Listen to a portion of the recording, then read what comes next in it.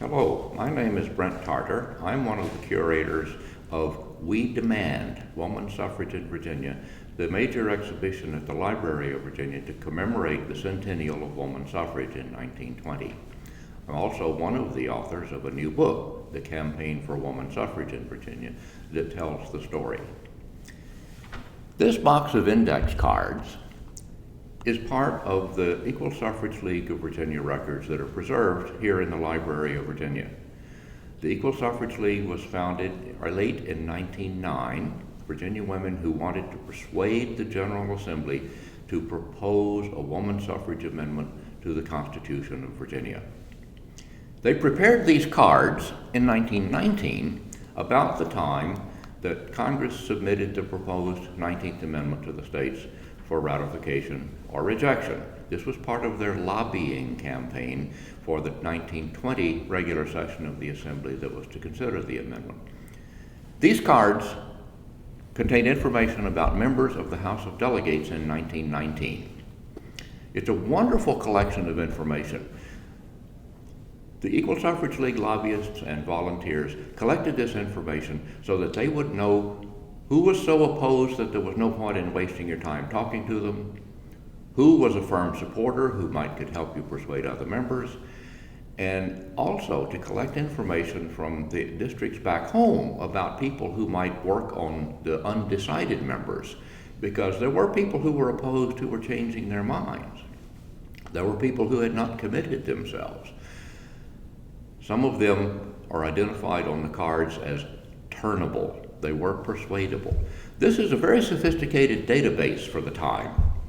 We don't know that anybody in Virginia ever did something like this before. We know very little about citizen lobbying before 1920. Citizens did often sign petitions and send to the legislature advocating or opposing certain measures of public policy. They'd been doing this since early in the colonial period.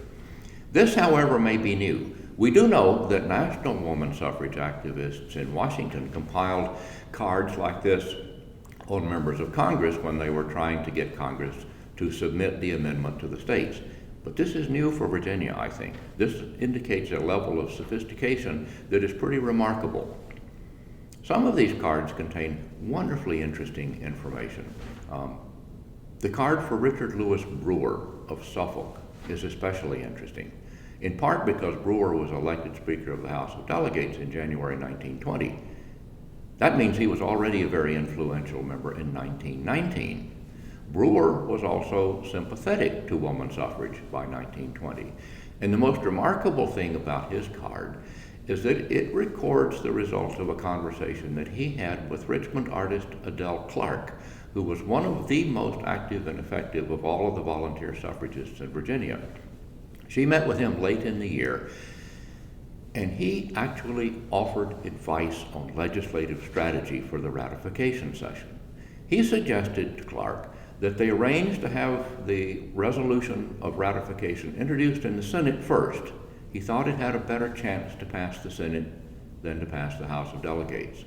And he also believed that if it passed the Senate, that would improve the chance that it would pass the House of Delegates.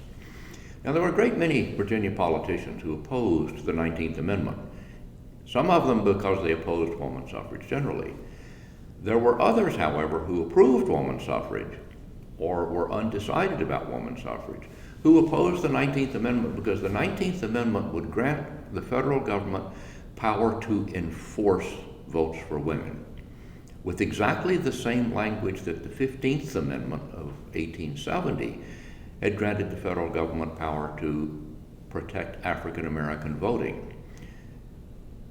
Those undecided people, those suffragists who opposed the 19th Amendment, feared that if the federal government had that authority, it would interfere with Virginia election laws and election practices and undo the disfranchisement of African Americans that they had completed only just a few years earlier in Virginia and in all of the other states of the former Confederacy. Brewer went further in his suggestions to Adele Clark and said, "Why don't you introduce an amendment to the state constitution to grant women the suffrage?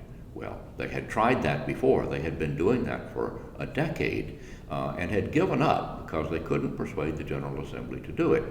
They now had an opportunity with the 19th Amendment, so Clark said it's too late.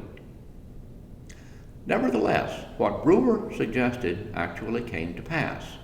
Early in the legislative session in 1920, both houses of the General Assembly, by large margins, rejected the 19th Amendment. But in March 1920, both houses, by large margins, proposed an amendment to the state constitution to grant women the right to vote. Of course, ratification of the 19th Amendment in August 1920 made an amendment of the state constitution unnecessary, so the General Assembly never took the next steps to amend the state constitution. But what's important here, this is very important and almost nobody knows this, woman suffragists in Virginia actually persuaded the all-white, all-male General Assembly to propose a woman suffrage amendment to the state constitution. The suffragists came close to achieving their original objective. It was too late to make any practical difference, but they were more successful than we had ever thought.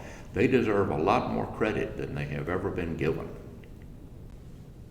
When the Library of Virginia reopens to the public in full, we hope that you will come and see our exhibition.